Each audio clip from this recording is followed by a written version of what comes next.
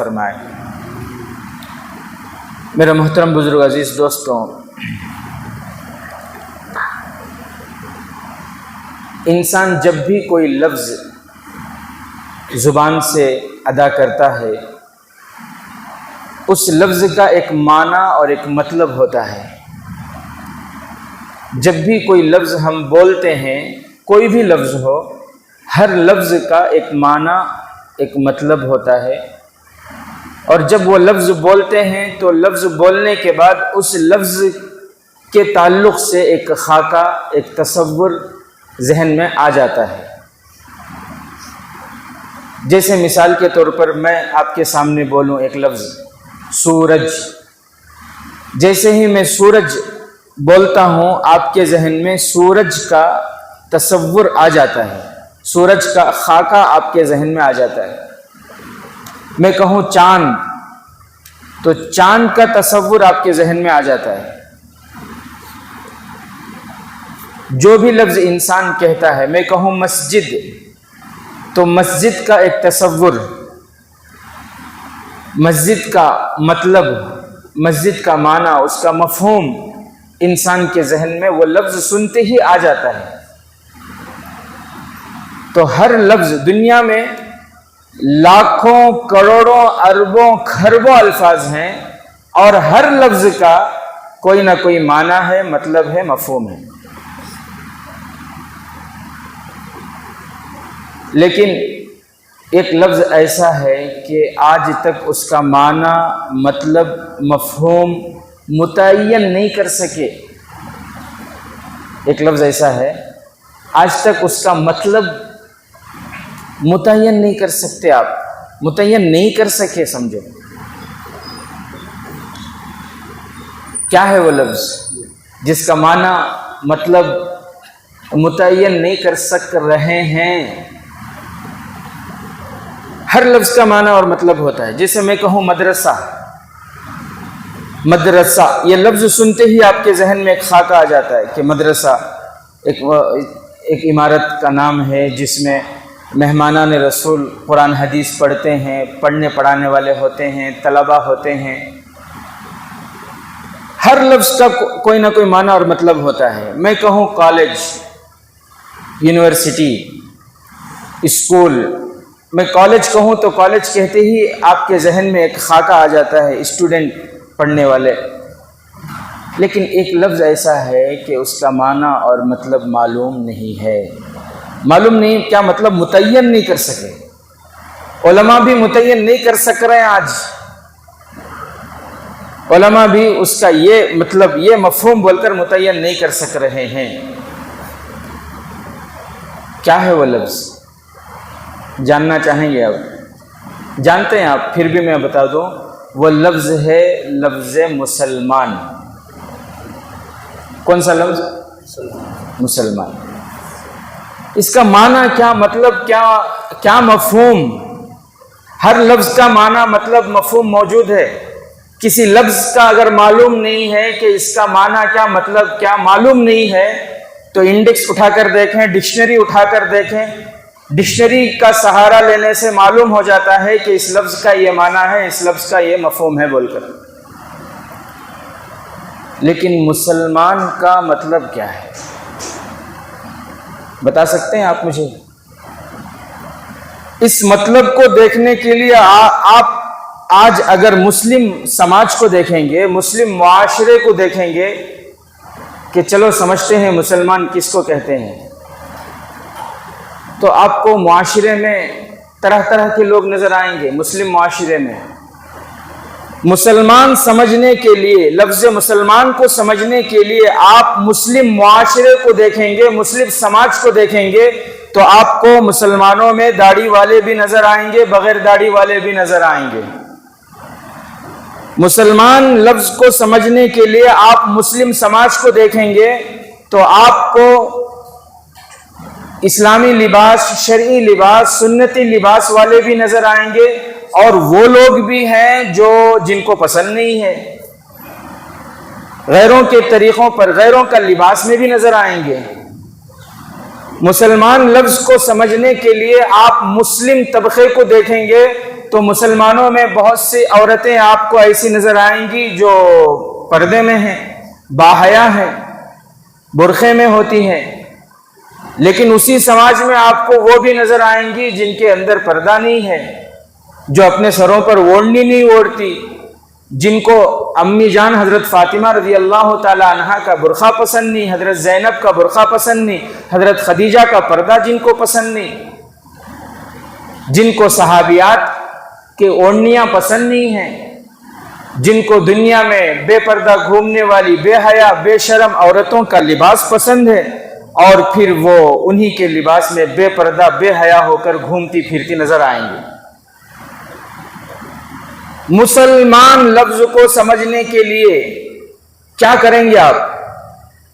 کیونکہ معاشرے میں آپ دیکھیں تو کچھ حلال کھانے والے ہیں، کچھ حرام کھانے والے ہیں، کچھ وہ ہیں جو سود سے اپنے آپ کو بچاتے ہیں، کچھ وہ ہیں جو سود سے نہیں بچتے۔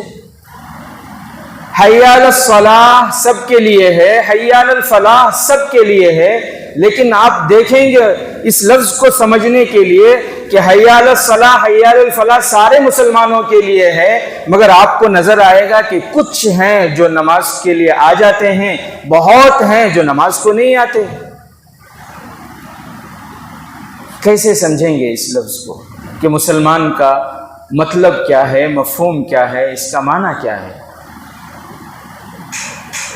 میں متعین نہیں کر سکتا، آپ متعین نہیں کر سکتے۔ بھئی کر سکتے ہیں کیا ہم لوگ متعین کر سکتے ہیں؟ کیونکہ ہم دنیا میں دیکھ رہے ہیں دونوں قسم کے لوگ اپنے آپ کو مسلمان کہتے ہیں۔ بھئی سب اپنے آپ کو مسلمان کہتے ہیں، ہم دنیا میں یہ دنیا میں چل رہا ہے، سب ملے ہوئے ہیں، دنیا میں چل رہا ہے، سب جو نمازی ہیں وہ بھی اپنے آپ کو مسلمان کہتے ہیں، جو بے نمازی ہیں وہ بھی اپنے آپ کو مسلمان کہتے ہیں، جو حلال کھاتے ہیں وہ بھی اپنے آپ کو مسلمان کہتے ہیں، جو حرام کھاتے ہیں وہ بھی اپنے آپ کو مسلمان کہہ رہے ہیں۔ قبرستان میں جگہ سب کو مل جاتی ہے، دفن سب کو کر دیا جاتا ہے، مسجد کا جنازہ سب کو نصیب ہو جاتا ہے، دفتر نکاح سب کو مل جاتا ہے، قاضی سب کا نکاح پڑھا دیتے ہیں۔ اب یہ سمجھیں کیسے کہ مسلمان یہ دنیا میں تو چل رہا ہے، چل جائے گا، لیکن میرے عزیز ساتھیوں مسئلہ آخرت کا ہے، اور آخرت کے بارے میں کل قیامت کے دن اللہ تعالیٰ فرماتے ہیں قرآن مجید میں وَامْتَازُوا الْيَوْمَ أَيُّهَا الْمُجْرِمُونَ۔ کل قیامت کے دن اللہ تعالیٰ فرمائیں گے، اللہ فرماتے ہیں کہ اللہ فرمائیں گے اے مجرموں الگ ہو جاؤ، چھڑ جاؤ، الگ ہو جاؤ۔ دنیا میں ملی جلی ہے سب، پردہ کرنے والے بھی بے پردہ بھی، حلال کھانے والے بھی حرام خور بھی، سب نمازی بے نمازی، داڑھی بے داڑھی، سب ملے ہوئے ہیں، سب کو جنازہ ہے، سب کے لیے کفن دفن ہے، سب کو دفتر نکاح ہے۔ لیکن کل قیامت کا مسئلہ، قیامت کے میدان میں قرآن میں اللہ فرماتے ہیں میں یہ کہوں گا اے مجرموں آج الگ ہو جاؤ، الگ ہو جاؤ، چھڑ جاؤ، الگ، نمازی الگ بے نمازی الگ، حلال کھانے والے الگ حرام کھانے والے الگ، سود سے بچنے والے الگ سود کا استعمال کرنے والے الگ، سارے ان کو اللہ تعالیٰ الگ کر دیں گے۔ اور فرماتے ہیں اللہ تعالیٰ سب کو الگ کرنے، با پردہ پردے میں رہنے والی عورتیں الگ، بے پردہ ہو کر گھومنے والی الگ، پیارے نبی کے طریقوں پر چلنے والے الگ، پیارے نبی کے طریقوں کا مذاق اڑانے والے، سنتوں کا مذاق اڑانے والے الگ۔ اللہ فرماتے ہیں کہ میں یہ کہوں گا اس دن میں سب کو الگ کر دوں گا۔ وَامْتَازُوا الْيَوْمَ أَيُّهَا الْمُجْرِمُونَ۔ پھر کیا ہوگا؟ پھر آگے اللہ فرماتے ہیں فَرِيقٌ فِي الْجَنَّةِ وَفَرِيقٌ فِي السَّعِيرِ۔ ایک طبقہ جنت میں جائے گا، ایک طبقہ جہنم میں جائے گا، ایک طبقہ جنت میں جائے گا، ایک طبقہ جہنم میں جائے گا۔ تو اس لیے میرے عزیز ساتھیوں جینا کس کے لیے جی رہے ہیں؟ بھئی کس کے لیے جی رہے ہیں؟ اللہ کے لیے جینا ہے، اللہ کے حکموں پر جینا ہے، نبی کے طریقوں پر جینا ہے، اس طبقے میں شامل ہونا ہے جو جنت کو جانے والا ہے۔ کریں گے، کوشش کریں گے انشاءاللہ۔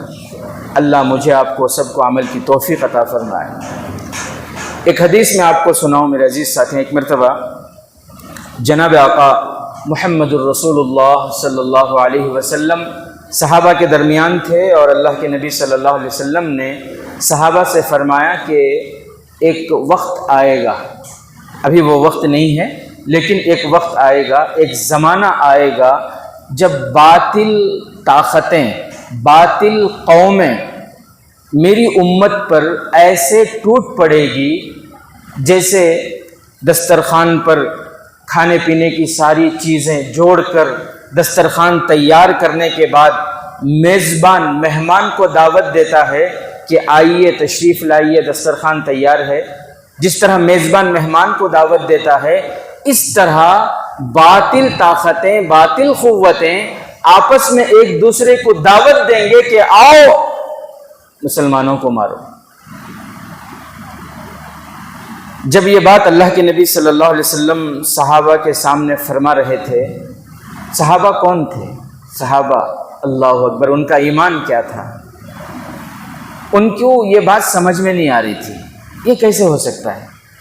کیونکہ صحابہ کے اندر کم ہمتی نام کی کوئی چیز نہیں تھی، صحابہ کے اندر بزدلی، ڈر، بزدلی نام کی کوئی چیز نہیں تھی صحابہ کے اندر۔ اس زمانے میں صحابہ تو صحابہ، جو غیر ایمان والے تھے وہ بھی کتنی ہمت والے ہوتے تھے، ان کے اندر بھی کم ہمتی، بزدلی نام کی چیز نہیں ہوتی تھی۔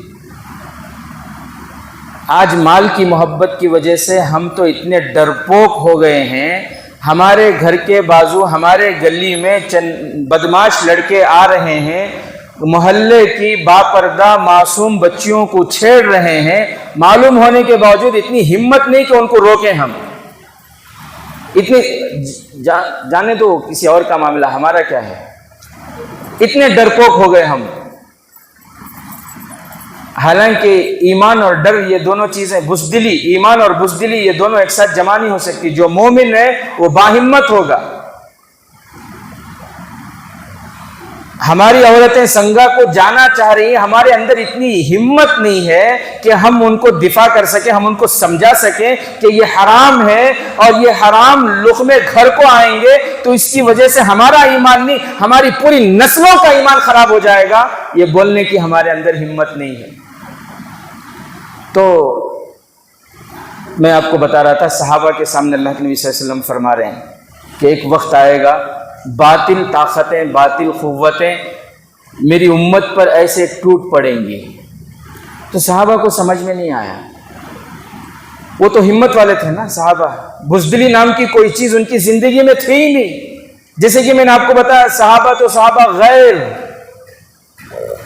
آپ نے بارہا ابو جہل کا واقعہ سنا ہوگا۔ ابو جہل کو مارنے والے کون تھے؟ دو چھوٹے چھوٹے بچے تھے، صحابہ چھوٹے چھوٹے، جن کی عمریں بہت کم تھی، معاذ اور معوذ رضی اللہ عنہما۔ انہوں نے پوچھا، جب صف میں کھڑے ہوئے تھے، بازو ایک بڑے صحابی سے، چچا جان ابو جہل کون ہے؟ ہم نے سنا کہ وہ مسلمانوں کو تکلیف پہنچاتا ہے، وہ ہمارے نبی کو گالیاں دیتا ہے، کون ہے وہ، ہمیں بتاؤ۔ وہ صحابی کہتے ہیں، ان چھوٹے بچوں کو دیکھ کے مجھے ہنسی آئی، تم کیا کرو گے اس کا پتہ لے کے؟ دیکھو وہ جو ہے نا، وہ جو اونچی سواری پہ بیٹھا ہے وہی سردار ہے، وہی ہے ابو جہل۔ چھوٹے چھوٹے بچے، اتنی ہمت کہ وہ گئے اور جا کر ابو جہل پر جھپٹا مارے اور پھر اس پر ایسا وار کیا کہ اس کو زمین پر گرا دیا، ابو جہل کو زمین پر گرا دیا۔ اب ان کے اندر اتنی طاقت نہیں کہ اس کا سر اس کی تن سے جدا کریں۔ اب وہ جب زخمی ہو گیا، زمین پر گر گیا، اس کا سر تن سے جدا کرنا ہے اس دشمن کا، اس دشمن اسلام کا، اس دشمن رسول کا، تو ایک بڑے صحابی آئے اور آ کر اس کے سر کو تن سے جدا کر۔ ایسے وقت میں بھی، ایسے نازک وقت میں بھی ابو جہل کی ہمت دیکھو، وہ کہہ رہا ہے کہ تم کون ہو، میں تمہیں جانتا بھی نہیں۔ وہ ایک معمولی صحابی تھے، ان کا کوئی نام و نشان نہیں تھا۔ وہ ابو جہل کہہ رہا، مجھے تو مرنا ہی ہے، تم جاؤ کسی بڑے بہادر کو بھیجو، میں ان کے ہاتھوں مرنا چاہتا ہوں۔ میں چاہتا ہوں مجھے مارے تو کون مارے، کوئی بڑا پہلوان مارے، کوئی طاقتور صحابی مارے، میں تمہارے ایسے ویسوں کے ہاتھوں سے مرنا نہیں چاہتا۔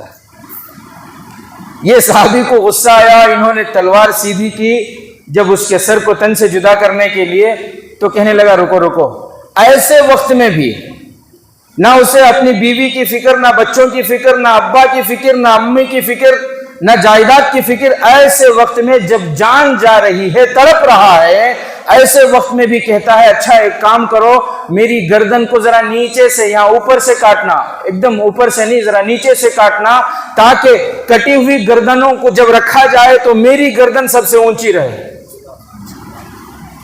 مرنے کے بعد بھی میری ساکھ باقی رہے۔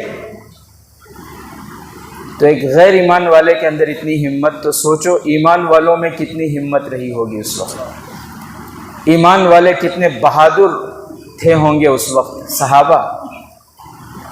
صحابہ کرام رضوان اللہ تعالی مجمعین کے اندر بزدلی نام کی کوئی چیز تھی ہی نہیں، کیونکہ پیارے نبی صلی اللہ علیہ وسلم نے ان کی ایسی تربیت فرمائی تھی، دنیا کی محبت ان کے دل میں تھی ہی نہیں، جینے کی تمنا تھی ہی نہیں، وہ شہادت کے طلبگار رہتے تھے، وہ دنیا سے نفرت کرتے تھے، وہ موت کو ایسے عزیز رکھتے تھے، وہ موت سے ایسی محبت کرتے تھے، دنیا میں کوئی عاشق اپنی لیلا سے اتنی محبت نہیں کرتا ہوگا جتنا صحابہ موت سے محبت کرتے تھے۔ جیسے ایک پیاسے کو پانی کی طلب ہوتی ہے، صحابہ کو ہمیشہ شہادت کی طلب رہتی تھی ایسے۔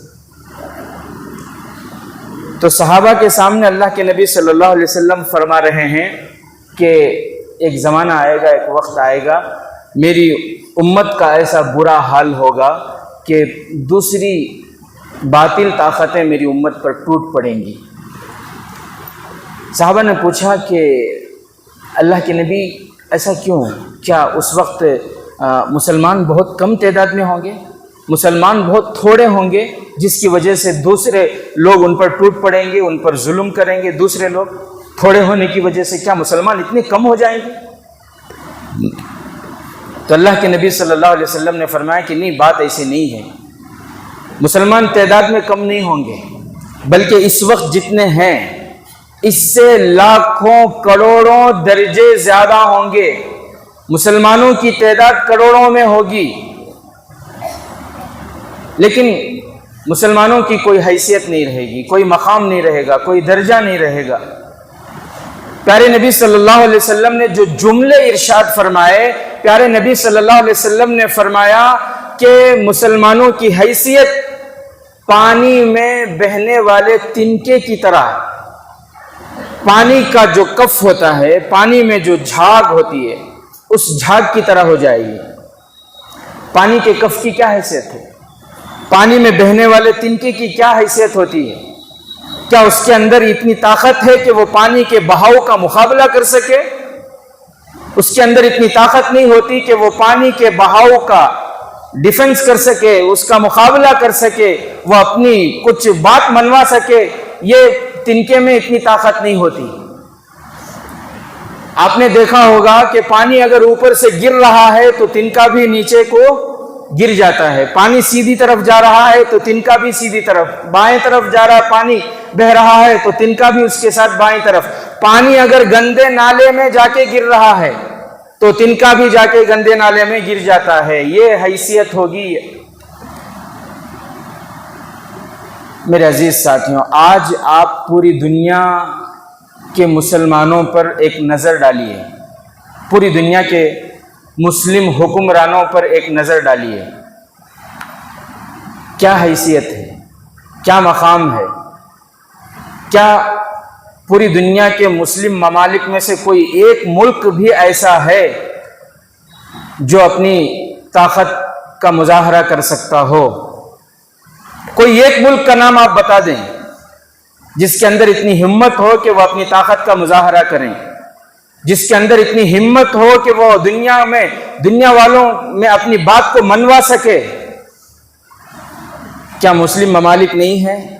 کیا دنیا میں مسلمان نہیں ہیں؟ مسلمانوں کی حکومت نہیں ہے؟ ان کے ملک نہیں ہے؟ میرے عزیز ساتھیوں، کیا حیثیت ہے؟ پیارے آقا صلی اللہ علیہ وسلم نے فرمایا کہ کچھ بھی حیثیت نہیں ہوگی۔ آج اتنے ممالک ہونے کے باوجود آج امریکہ، یہودی جسے جب چاہیں ختم کرنا چاہیں ختم کر رہے ہیں، جس حکومت کو گرانا چاہیں گرا رہے ہیں، جس حکمران کو وہ نشانہ بنانا چاہتے ہیں، وہ ختم کرنا چاہتے ہیں، ختم کر رہے ہیں کہ نہیں کر رہے؟ بھی ختم کر رہے کہ نہیں کر رہے؟ انہوں نے صدام حسین کو مارنا چاہا، صدام حسین کو انہوں نے شہید کر ڈالا، معمر قذافی کو انہوں نے شہید کر ڈالا، حافظ مرسی کو انہوں نے شہید کر ڈالا۔ کیا قصور تھا افغانستان والوں کا؟ 9/11 کا جو حادثہ ہوا، اس حادثے کے ساتھ ان کا کیا تعلق تھا؟ آج تک کوئی پیش ہی نہیں کر سکا۔ پوری دنیا کی جو ہے میڈیا اور پوری دنیا کے ایجنسی مل کر آج تک یہ ثبوت نہیں پیش کر سکے کہ 9/11 کے حادثے کے ساتھ طالبان کا تعلق، افغانستان والوں کا تعلق تھا بول کر نہیں پیش کر سکے۔ خواہ ایک جھوٹا الزام ان پر لگا کر کیا افغانستان کی زمین کو تباہ برباد نہیں کیا گیا؟ 20 سال تک مسلسل بم برساتے رہے، وہاں کے لوگوں کو مارتے رہے۔ تو باطل طاقتیں۔ اب آپ مجھے بتائیں فلسطین والوں کا کیا قصور ہے؟ غزہ پٹی کے مسلمانوں کا کیا قصور ہے؟ ان کا قصور یہی ہے کہ وہ اپنی زمین مانگتے ہیں، وہ مسجد اقصی کی آزادی مانگتے ہیں، وہ یہ کہتے ہیں کہ ہمیں ہماری زمین دے دو، ہمیں ہماری مسجد دے دو۔ کیا حال کر رہے ہیں دنیا کے یہ ظالم لوگ ان کا؟ پوری دنیا کی سب سے بڑی جیل، سب سے اوپن جیل اسرائیلوں نے بنائی ہے، وہ ہے غزہ پٹی۔ لاکھوں لوگ وہاں ہیں، ایسا اس کا محاصرہ کیا ہوا ہے، ایک طرف سے سمندر اور باقی طرف سے انہوں نے اس کو ایسی اس کی باؤنڈری بنائی ہے، ان کا ایسا قبضہ ہے، اسرائیل کی اجازت کے بغیر ایک دھاگا باہر سے غزہ کے اندر جا نہیں سکتا، ان کی اجازت کے بغیر غزہ کا ایک دھاگا باہر آ نہیں سکتا۔ پوری دنیا کی سب سے بڑی اوپن جیل ہے وہ۔ قصور کیا ان کا؟ ان کے گھروں کو توڑ دیا گیا، لاکھوں لوگوں کو کھلے آسمان تلے زندگی گزارنے پر مجبور کیا گیا۔ آج بھی، آج کی بات میں آپ کو بتا رہا ہوں، لاکھوں لوگ جن کے سروں پر چھت نہیں ہے، کھلے آسمان تلے، ان کے جو ٹینٹ تھے، ٹینٹ بھی جلا دیے گئے۔ اس میں عورتیں بھی ہیں، اس میں بچے بھی ہیں، اس میں بوڑھے بھی ہیں، اس میں معذور بھی ہیں۔ ان کو پینے کے لیے صحیح پانی تک کا نظام نہیں ہے، کھانے کے لیے نہ کھانے کا انتظام ہے، نہ رہنے کے لیے مکان ہے۔ یہ منافق ہیں، یہ انسانوں کے دشمن ہیں۔ آپ دیکھ کر خوش ہو جاتے ہیں، چند روٹیاں ہیلی کاپٹر سے پھینک دی گئی، چند پانی کے بوتل پھینک دیے گئے، آپ کہتے ہو او دیکھو ہمارا ہیرو کیسا مدد کر رہا ہے مسلمانوں کی۔ اسے مدد کہتے ہیں یہ۔ اور یہ لوگ جو اپنے آپ کو کہتے ہیں کہ ہم انسانوں کے ہمدرد ہیں، ہم انسانوں کے خیر خواہ ہیں، ان کی خیر خواہی دیکھو، ان کی ہمدردی دیکھو، ان کے اپنے کتوں کے پالنے کے لیے ان کے کتوں کے الگ صابن ہوتے ہیں، ان کے کتوں کا الگ شیمپو ہوتا ہے، ان کے کتوں کے رہنے کے لیے الگ سے گھر ہوتا ہے، ان کے کتوں کا لائسنس ہوتا ہے، ان کے کتوں کا حقوق ہوتا ہے۔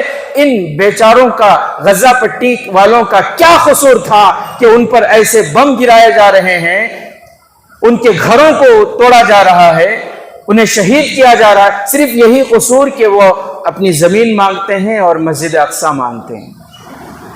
کیسے ظلم کے پہاڑ ان پر توڑے جا رہے ہیں۔ بہرحال میرے عزیز ساتھیوں، میں وہ حدیث سنا رہا تھا آپ کو، جناب آقا محمد الرسول اللہ صلی اللہ علیہ وسلم ایک مرتبہ صحابہ سے فرما رہے ہیں کہ ایک وقت آئے گا میری امت پر باطل طاقتیں، باطل قوتیں ایسی ٹوٹ پڑیں گی جیسے بھوکے دسترخوان پر ٹوٹ پڑتے ہیں۔ ہر قوم ایک دوسرے کو دعوت دے گی کہ آؤ مسلمانوں کو مارو۔ تو صحابہ نے پوچھا کہ اللہ کے نبی، کیا مسلمان اتنے کم ہوں گے، تعداد میں اتنے کم ہوں گے، یا مسلمانوں کے پاس طاقت نہیں ہوگی؟ اللہ کے نبی صلی اللہ علیہ وسلم نے فرمایا کہ نہیں، تعداد بھی بہت زیادہ ہوگی۔ ہے کہ نہیں دنیا میں مسلمانوں کی تعداد؟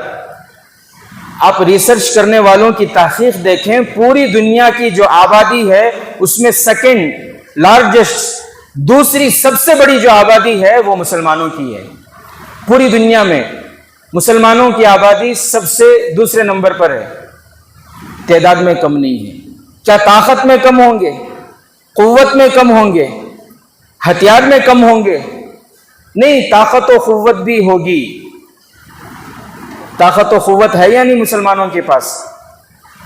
آپ اگر تحقیق کریں تو آپ کو معلوم ہوگا جتنے مسلم ممالک ہیں ان سب کے پاس جتنے ہتھیار ہیں، ان ہتھیاروں کو، ان کے ہتھیاروں کو جمع کیا جائے، ان کے توپوں کو جمع کیا جائے، مسلم ممالک کے فوجوں کو جمع کیا جائے، اور ان کے پاس موجود جو سونا چاندی اور ذخائر ہیں ان ذخائر کو جمع کیا جائے، تو آج کی تحقیق یہ ہے کہ مسلم حکمرانوں کے پاس اتنی طاقت ہے کہ وہ صرف امریکہ کو نہیں، وہ اسرائیل کو نہیں، پوری دنیا کو ایک مرتبہ نہیں 70 مرتبہ ختم کر سکتے ہیں۔ آج مسلمانوں کے پاس ظاہری اعتبار سے اتنی طاقت ہے، اتنی قوت ہے کہ وہ اسرائیل کو نہیں، اس کا تو نقشہ چھوڑو، پوری دنیا کو ایک مرتبہ نہیں 70 مرتبہ ختم کر کے پھر دوبارہ بسا سکتی ہے، اتنی طاقت اور قوت مسلمانوں کے پاس۔ تو پھر سوال یہی ہے، تعداد میں زیادہ ہیں، طاقت و قوت کے اعتبار سے بھی بہت ہیں، اس کے باوجود صحابہ پوچھے کہ اللہ کے نبی جب ایسا ہے کہ تعداد میں بھی زیادہ ہوں گے، طاقت و قوت میں بھی زیادہ ہوں گے، لیکن اس کے باوجود بھی وہ مار کیوں کھائیں گے، وہ ذلیل کیوں ہوں گے، وہ رسوا کیوں ہوں گے، دوسری طاقتیں ان کے اوپر غالب کیوں آئیں گی، وہ مغلوب کیوں ہوں گے؟ تو جناب آقا محمد الرسول اللہ صلی اللہ علیہ وسلم نے صحابہ سے فرمایا کہ اس کی وجہ یہ ہے کہ مسلمانوں کے اندر ایک بیماری پیدا ہو جائے گی۔ کیا فرمایا پیارے نبی نے؟ مسلمانوں کے اندر ایک بیماری پیدا ہو جائے گی۔ تو صحابہ پوچھے کہ اللہ کے نبی وہ بیماری کیا ہے؟ تو اللہ کے نبی صلی اللہ علیہ وسلم نے فرمایا کہ مسلمانوں کے اندر وہن کی بیماری پیدا ہو جائے گی۔ کیا فرمایا؟ وہن کی بیماری۔ صحابہ حیران ہوئے، پریشان ہوئے، کیونکہ بیماری، سردی ایک بیماری ہوتی ہے، کھانسی ایک بیماری ہوتی ہے، انسان کو بخار آتا ہے، زکام لگتا ہے، ان بیماریوں کا نام تو ان کو پتا تھا۔ پہلی مرتبہ انہوں نے ایک بیماری کا نام سنا، کیا نام تھا؟ وہن۔ تو صحابہ نے پوچھا مل وہن یا رسول اللہ، اللہ کے رسول یہ وہن کیا بیماری ہے، یہ وہن کس بیماری کا نام ہے؟ اللہ کے نبی صلی اللہ علیہ وسلم نے فرمایا حب الدنیا و کراہیت الموت۔ اللہ کے نبی نے فرمایا وہن کی بیماری لگ جائے گی۔ فرمایا وہن یہ ہے کہ انسان دنیا کے مال کا پجاری بن جائے گا۔ دنیا، دل میں مال کی محبت، دولت کی محبت، روپے پیسوں کی محبت، موت سے ڈرنے لگے گا، جینے کی تمنا کرنے لگے گا۔ کس کو آج الفت ہے موت سے؟ کسے محبت ہے موت سے؟ بتاؤ ذرا۔ اسپتال میں ہے، اسپتال میں ہے، پھر بھی تمنا نہیں ہے کہ اللہ مجھے اپنی رضامندی کے ساتھ اپنے پاس بلا لے، نہیں ہے۔ اسپتال میں بیڈ میں رہتے ہوئے بھی وہاں سے فون، حضرت 2 بکرے میرے نام پر ذبح کر ڈالو، بہت جینا ہے، بہت جمع کو رکھو نا، بیت الخلا بنی سو کئی کو بھرنا ہے۔ جینے کی تمنا ہمارے دل میں ایسی ہے کہ انسان قبر میں جانے کے ٹانگ دونوں قبر میں لٹک رہے ہیں، اس کے باوجود بھی موت کی تمنا نہیں کرتا انسان، جینے کی تمنا، جینے کی تمنا۔ حب الدنیا، اللہ کے نبی صلی اللہ علیہ وسلم نے فرمایا جب میری امت کے دل میں دنیا کی محبت آ جائے گی، مال کی محبت، روپے پیسے کی محبت، کمانا جمانا، کمانا جمانا، کمانا جمانا بنانا، جب دنیا کی محبت آ جائے گی تو میری امت پوری دنیا میں ذلیل ہو جائے گی۔ دل پہ ہاتھ رکھ کے سوچو آج یہ ہو رہا کہ نہیں ہو رہا؟ آج ہمارے اندر آخرت کی محبت ہے یا دنیا کی محبت ہے؟ اللہ کی قسم، اگر ہمارے اندر آخرت کی محبت ہوتی، دنیا کی نفرت ہمارے دلوں میں ہوتی، تو صرف جمعہ کو مسجدیں بھری ہوئی نظر نہیں آتی، بقیہ نمازوں میں مسجدیں خالی کیوں نظر آتی ہیں؟ سال میں 12 مہینے ہیں، 11 مہینے رمضان کے مہینے میں جو لوگ مسجدوں میں نظر آتے ہیں، رمضان کے علاوہ وہ کہاں چلے جاتے ہیں؟ کیا ہے ان کا خاندان؟ کیا ہے ان کا حسب نسب؟ مال، دولت، روپیہ، پیسہ، یہ دوسرا کیا بھی نہیں۔ تو میرے عزیز ساتھیوں، ضرورت اس بات کی ہے کہ ہم اپنے اندر آخرت کی فکر پیدا کریں، دنیا کی محبت کو دل سے نکالیں، اللہ سے اپنے رشتے کو مضبوط کریں۔ اللہ کی قسم، دنیا میں جتنے بھی حالات ہیں اور آئیں گے، ان سب فتنوں سے، ان سب چیزوں سے وہی بچ پائیں گے جن کا رشتہ اللہ سے مضبوط ہوگا۔ یہ جو رشتہ ہے بندے کا اللہ سے، اس رشتے کو ہم نے کمزور کر لیا ہے، جس کی وجہ سے ہر فیلڈ میں ہم پریشان ہیں، ہر فیلڈ میں۔ اس رشتے کو اللہ سے مضبوط کرنا ہے۔ یاد رکھو، دنیا کی رسوائی سے، دنیا کی ذلت سے، دنیا کے فتنوں سے، اس رشتے کے علاوہ دنیا میں کوئی چیز نہیں جو ہمیں بچا سکے۔ اس سے پہلے کوئی نہیں بچے۔ کیا حامان بچا؟ کیا نمرود بچا؟ کیا فرعون بچا؟ کیا ابی بچا؟ کیا عتبہ بچا؟ کیا شیبہ بچا؟ کیا ابو لہب بچا؟ یہ جو ہم دندناتے ہوئے تکبر کی زندگی گزار رہے ہیں، کس کے لیے میرے عزیز ساتھیوں؟ کوئی نہیں بچا۔ ہم سے بڑے بڑے سب گزر گئے، ہم سے بڑے بڑے گزر گئے، تو ان کی زندگی ہمارے لیے سبق ہے۔ ان کی زندگی کو پڑھیں، ان کی زندگی کو دیکھیں، اور پھر اللہ کے لیے اپنی زندگی میں تبدیلی لائیں گے بھی انشاءاللہ۔ اللہ سے دعا ہے کہ اللہ تبارک و تعالی ہم تمام کو اس کے ساتھ تعلق کو مضبوط کرنے کی توفیق عطا فرمائے۔ آمین وآخر دعوانا الحمدللہ۔